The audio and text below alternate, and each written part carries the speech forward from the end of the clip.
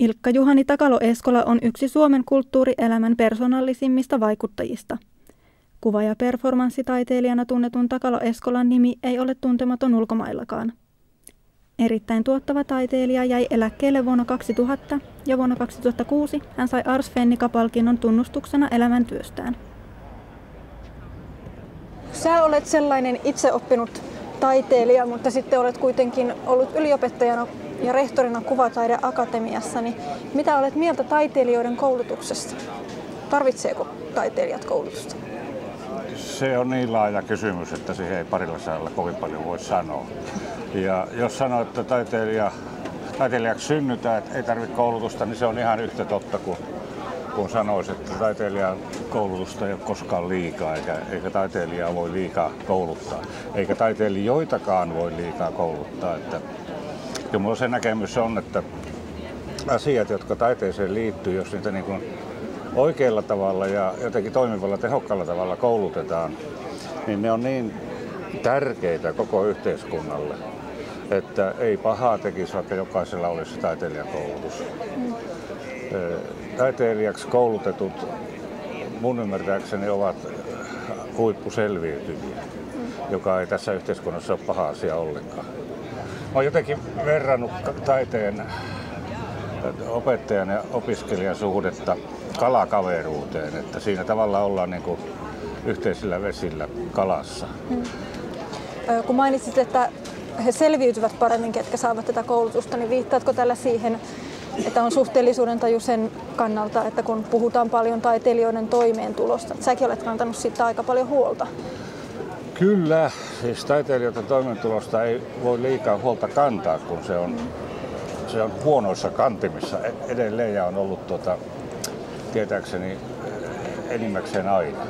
Mutta muutama harva taiteilija tulee niin kuin yhteiskunnan taholta riittävästi tuetuksi tai häneltä niin kuin tarpeeksi riittävästi tilataan töitä ja näin poispäin. Tämä on kyllä hyvin taidealakohtaisesti erilaista. Miten sä itse päädyit sitten taiteilijaksi? Muistelisin, että sä oot kuitenkin kiertänyt esimerkiksi Saksaa ja Itäblokkia ja tehnyt vähän muita duuneja. Kyllä, en mä koskaan, mulla ei ole ollut semmoista tarkoitusta, että minäpäs rupean taiteilijaksi tai pyrinpäs taiteilijaksi. Se on mielenkiintoinen ala, joka kiinnostaa erittäin kovasti edelleen. Mutta tuleeko musta isona sellainen, kun voisi tulla, niin se on kuitenkin peruskysymys. Uskotko löytäväsi siihen vastauksen? Silloin tällöin ohi mennen. Urallasi yritit pitää taiteen erossa työstä, että voiko taide olla työtä? Loppujen lopuksi yhä selvemmältä tuntuu nyt vuosikymmenten jälkeen ja esimerkiksi nykyhetken perspektiivistä se, että rajaa taiteen ja arjen ja taiteen ja työn, minkä hyvänsä työn välillä ei ole ollenkaan, että kaikki on sitä. Mikä hyvänsä ala voisi alkaa elää myös taiteessa. Näin mä se melkein kokisin. Niin kuin taiteen ja tieteen alueita on paljon verrattu ja rinnastettu ja kyllä aika usein havaittu, että perimmäiset elementit ja substanssit, niin ne ovat kovin samoja. Siellä tieteessä on luovia hetkiä, oivalluksia, tuommoista flow-tunnetta, että nyt leijutaan ja lennetään korkealle ja visioidaan uusia asioita. Ja samoin taidetta on yhä selvemmin ja määrätietoisemmin ruvettu näkemään ja pitämään tutkimuksena ja jossain mielessä tieteen tekemisellä, uudenlaisen tiedon hankkimisena. Kovin herkällä korvalla haluan kuunnella myös kriittisiä puheenvuoroja tästä taidetohtorien kouluttamisesta ja tohtoriksi opiskelemisesta. Että siinä on ensinnäkin semmoinen vaara, että sanotaan nyt kuvataiteen tohtorit, ne kurssivaatimukset, mitä heille tehdään, ne tehdään ihan vanhojen kauhojen pohjalta. Niitä ovat tekemässä ovat ihmiset, jotka ovat ehkä opiskelleet yliopistossa taidehistoriaa tai joka tapauksessa niin he tuntevat vain väitöskirjoja, jotka on tehty verbaalisesta lähtökohdista. Ne on siis sanallista akrobatiaa, näin poispäin voisi sanoa.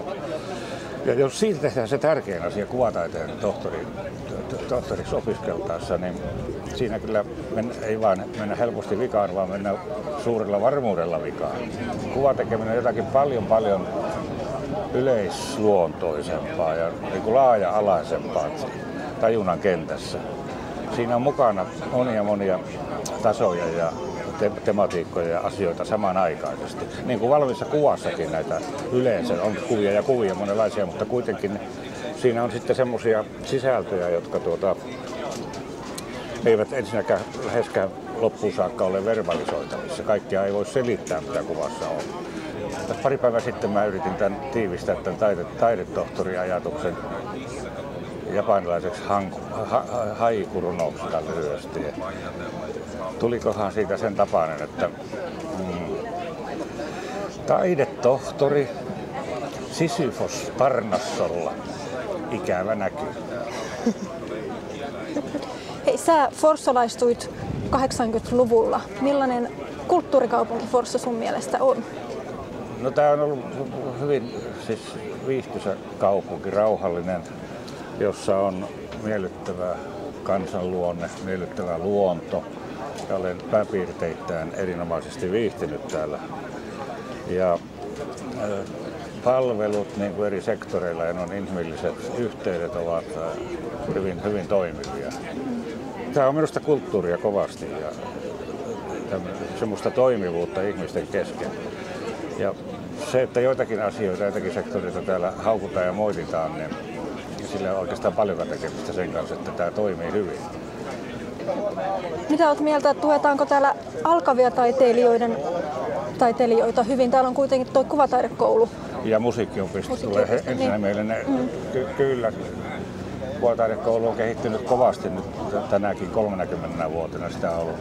Se on hauska panna merkille. Ja musiikkiopistohan on valtakunnallisesti merkittävää jälkeä tehnyt ja tekee. Mitä sulla tällä hetkellä on työn alla? Tänä päivänä huomenna aamulla pitäisi saada viimeisteltyjä töitä Viitasaaren kesänäyttelyyn Via Arte. Se on hyvin ajankohtainen asia. Hyvinkäällä avattiin viime viikolla 3 minun näyttelyäni. Oikeastaan niiden teosten tekstitys on osittain tekemättä ja kesken. Sinne pitäisi saada uusia luovia yhteyksiä siihen näyttelytilanteeseen ja mennä käymäänkin kun ehtis. Minkä verran näyt täällä Forssassa sitten kesän aikana? Kyllä tässä maisemissa eletään ja kuten tuossa äsken yritin hieman perustella ja visioida, että arkea ja kulttuuria ei mikään erota, että forssalaista kulttuuria on tämä tori tässä ja Forssalan katuelämä ja ne hienot palvelut, mitä täällä saa eri puolilla, eri tahoilla, se on liikuttavan hyvää kovin monesti. Kiitoksia haastattelusta ja oikein mukavaa loppukesää. Kiitos samoin.